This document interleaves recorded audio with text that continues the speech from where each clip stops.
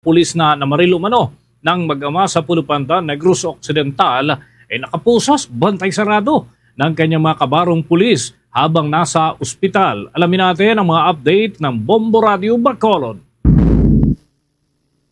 Nakaposas at bantay sarado ng mga kapulisan habang naka-admit sa ospital ang pulis na namaril ng mag-ama sa Barangay Canhusa, Pulupantan, Negros Occidental sa mismong araw ng Pasko.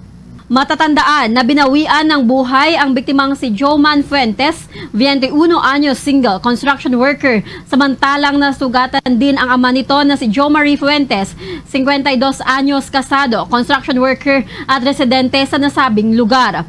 Ang suspect ay kinilalang si Police Corporal Armin Alanza, 36 anyos, residente sa lugar, police personnel na assigned sa 604th Company ng Regional Mobile Force Battalion 6 sa Southern Negros Occidental. Ayon sa investigasyon, si Alanza ay umiinom ng beer sa tindahan at sinita ang biktima na bumili din ng beer na sinumbong ng bata, kaya ito ay binalikan upang kumprontahin na nagresulta sa gulo.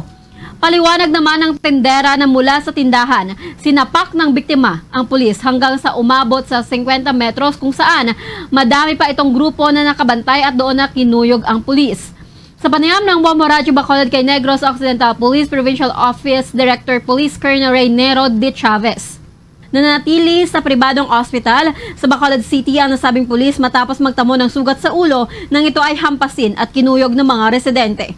Siniguro ng Provincial Director na nakaposas at may nakabantay na pulis sa sospek. Ayon kay De Chavez, na kahit hindi miyembro ng NOCPO ang sospek, ang krimen nito ay nakakasira sa kabuuang imahe ng Philippine National Police.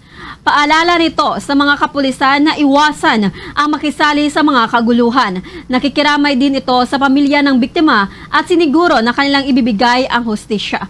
Sa ngayon, ang NOCPO ay nagsasagawa ng parallel investigation sa kaso at si Alanza ay maaaring sampahan ng administrative cases maliban sa homicide at frustrated homicide na isasampa ng pamilya ng biktima. Pinababantayan natin kasi may tama siya sa ulo, napano siya ng mga tao, kinuyog kasi siya ng mga tao, so nagkaroon siya ng sugat sa ulo, at nagkaroon tayo ng decay doon sa ospital. Sigurado yun, ibantay naman siya doon sa ospital, at pag nakalabas siya, isipapile na natin yung kaso. Yan ang ulat mula rito sa lalawigan ng Negros Occidental. Para sa Bombo Network News, ito si Bombo Glory Face Alciario. Para sa #1 and most trusted radio network in the country, Bombo Radio Philippines, Basta Radio. Bombo!